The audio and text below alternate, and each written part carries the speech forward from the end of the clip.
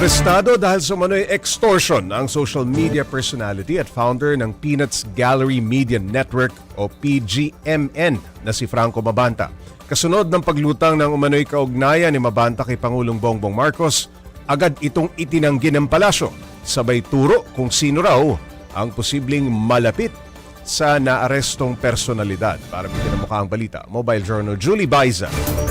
Hindi po siya kaibigan ng Pangulo, pero siguro mas nanaisin ko po kung ito po ang inyong itatanong dahil ito po ay mismong pinost ni Franco Mabanta.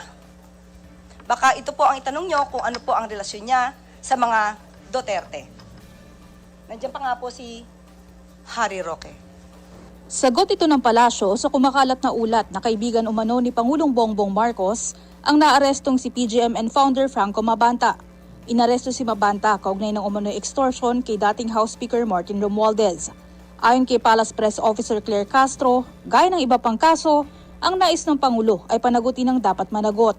Hindi naman pinalampas ni Castro ang panibagong pahayag ni Vice President Sara Duterte na nakararanas umano ng triple whammy ang bansa dahil sa pagsirit ng presyo ng produktong petrolyo, pagbaba ng piso at mabilis na inflation. Unang putok pa lamang po sa Middle East, February 28, nag-utos na po ang Pangulo kung paano matutulungan at marirepatriate ang mga kababayan nating Pilipino na mga OFWs sa Middle East project. At maliban po dyan, nag-create nga po ng uplift para po ma-monitor kung paano po matutulungan ang mga kababayan natin, lalong-lalo na yung mga nangangailangan.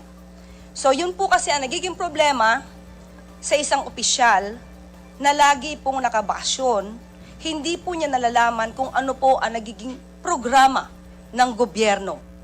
Ngayong abala rin daw ang bansa sa hosting ng 48th ASEAN Summit sa Cebu, muli, nasa bakasyon daw ang bise.